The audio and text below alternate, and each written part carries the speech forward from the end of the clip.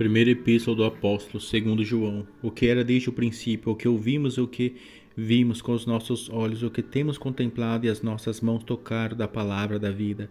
Porque a vida foi manifestada e nós a vimos e testificamos delas e vós anunciamos a vida eterna que estava com o Pai e nos foi manifestada. O que vimos e ouvimos, isso vós anunciamos, para que também tenhais comunhão conosco, e a nossa comunhão é com o Pai e com seu Filho Jesus Cristo. Estas coisas vos escrevemos para que o vosso gozo se cumpra. E esta é a mensagem que dele ouvimos e vós anunciamos, que Deus é luz e não há nele trevas nenhuma. Se dissermos que temos comunhão com ele e andarmos em trevas, mentimos e não praticamos a verdade. Mas se andarmos na luz, como ele na luz está, temos comunhão uns para com os outros, e o sangue de Jesus Cristo, seu Filho, nos purifica de todo o pecado. Se dissermos que não temos pecado, enganamo-nos a nós mesmos e não há verdade em nós. Se confessarmos os nossos pecados, ele é fiel e justo para nos perdoar os pecados e nos purificar de toda injustiça. Se dissermos que não pecamos, fazemo-lo mentiroso e a sua palavra não está em nós. Capítulo 2. Meus filhinhos, estas coisas vos escrevo para que não pequeis. E se alguém pecar, temos um advogado para com o Pai, Jesus Cristo o justo. E ele é a propiciação pelos nossos pecados, e não somente pelos nossos, mas também pelos de todo o mundo. E nisto sabemos que o conhecimento se guarda, e nisto sabemos que o conhecemos se o guardarmos os seus mandamentos. Aquele que diz, eu conheço, e não guarda os seus mandamentos, é mentiroso, e nele não está a verdade. Mas qualquer que guarda a sua palavra, o amor de Deus está nele, verdadeiramente aperfeiçoado. Nisto conhecemos que estamos nele, e aquele que diz que está nele também deve andar como ele andou. Irmãos, não vos escrevo um mandamento novo, mas um mandamento antigo, que desde o princípio tiveste. Este mandamento antigo é a palavra que desde o princípio ouvistes. Outra vez vos escrevo um mandamento novo, que é verdadeiro nele e em vós, porque vão passando as trevas e já a verdadeira luz alumia. Aquele que diz que está na luz e aborrece a seu irmão, até agora está em trevas. Aquele que ama a seu irmão está na luz, e nele não há escândalo. Mas aquele que aborrece a seu irmão está em trevas, e anda em trevas, e não sabe para onde deva ir, porque as trevas lhe cegaram os olhos. Filhinhos, escrevo-vos, porque pelo seu nome vos são perdoados os pecados. Pais, escreva-vos, porque conhecestes aquele que é desde o princípio. Mancebos, escreva-vos, porque vencestes o maligno. Eu vos escrevi, filhos, porque conhecestes o Pai. Eu vos escrevi, pais, porque já conhecestes aquele que é desde o princípio. Eu vos escrevi, mancebos, porque sois fortes, e a palavra de Deus está em vós, e já vencestes o maligno. Não ameis o mundo, nem o que no mundo há. Se alguém ama o mundo, o amor do Pai não está nele. Porque tudo que há no mundo, a concupiscência da carne, a concupiscência dos olhos, a soberba da vida, não é do Pai, mas do mundo. E o mundo passa a sua concupiscência, mas aquele que faz a vontade de Deus permanece para sempre. Filhinhos, é já a última hora, e como vistes que vem o anticristo, também agora muito se tem feito anticristos. Por onde conhecemos que já é a última hora, saíram de nós, mas não eram de nós, porque se fossem de nós ficariam conosco, mas isto é para que se manifestasse que não são todos de nós.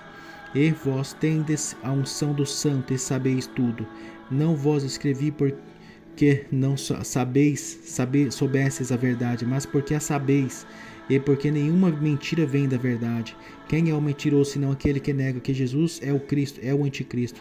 Esse mesmo que nega o Pai e o Filho. Qualquer que nega o Filho também não tem o Pai, e aquele que confessa o Filho tem também o Pai. Portanto, o que desde o princípio ouvistes permaneça em vós. Se em vós permanecer o que desde o princípio ouvistes, também permanecereis no Filho e no Pai.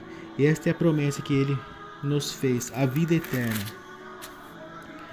Estas coisas vos escrevi acerca dos que vos enganam, e a unção que vos recebeste dele fica em vós, e não tendes necessidade de que alguém vos ensine, mas como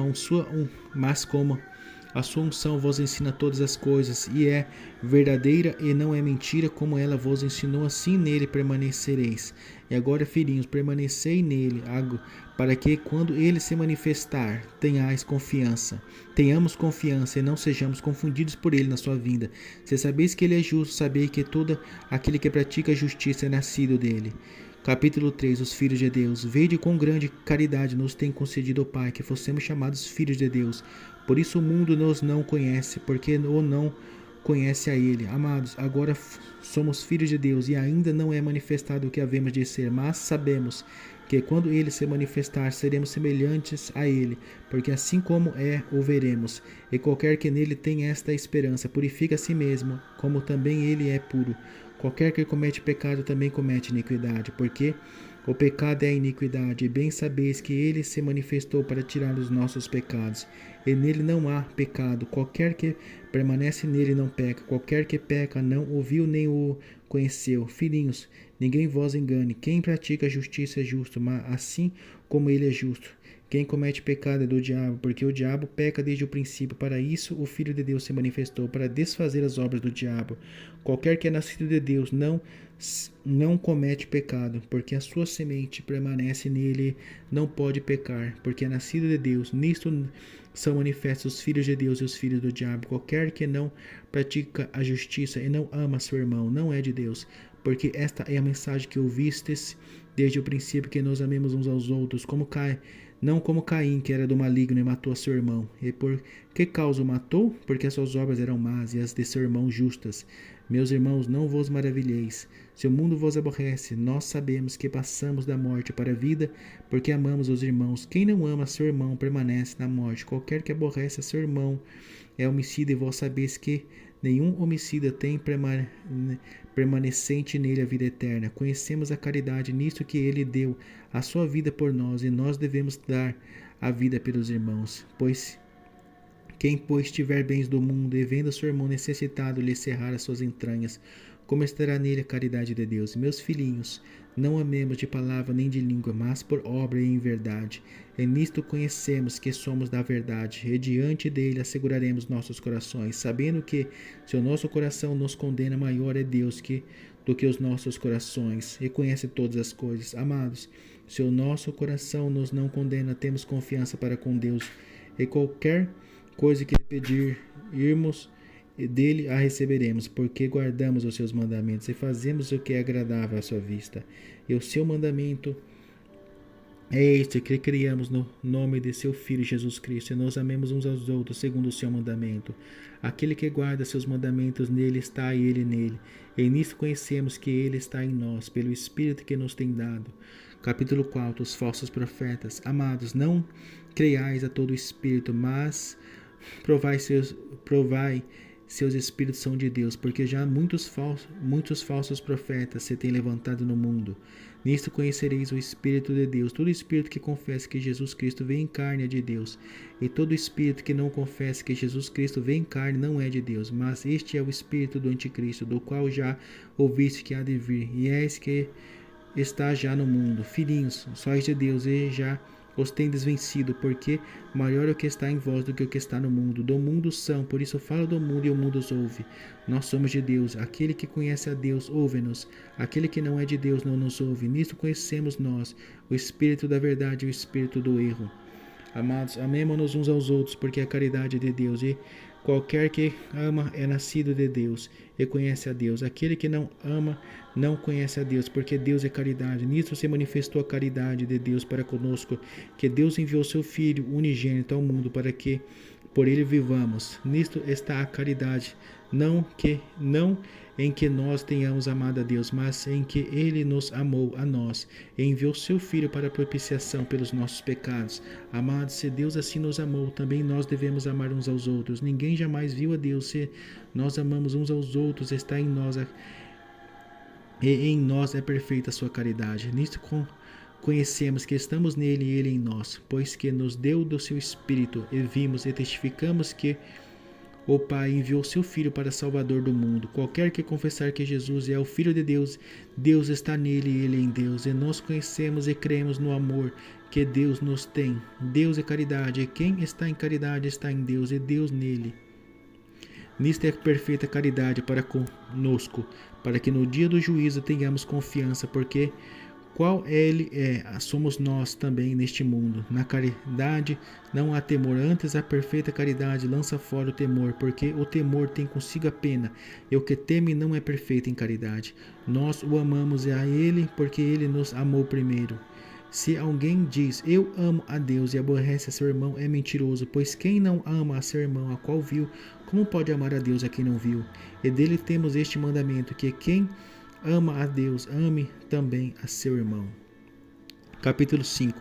A fé em Jesus e as suas consequências. Todo aquele que crê que Jesus é o Cristo é nascido de Deus, e todo aquele que ama ao que o gerou, também ama ao que dele é nascido. Nisto conhecemos que amamos os filhos de Deus, quando amamos a Deus e guardamos os seus mandamentos.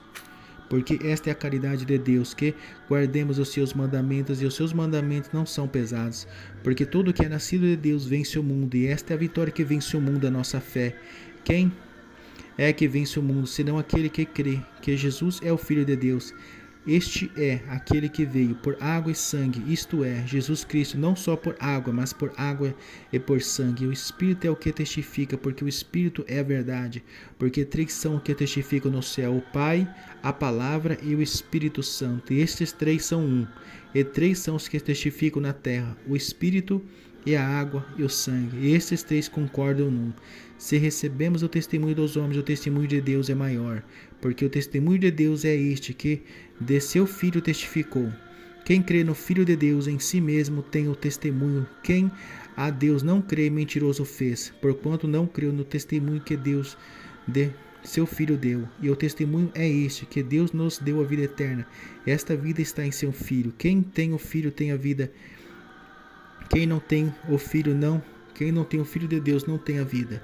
Estas coisas vos escrevi para que saibais que tendes a vida eterna, e para que creiais no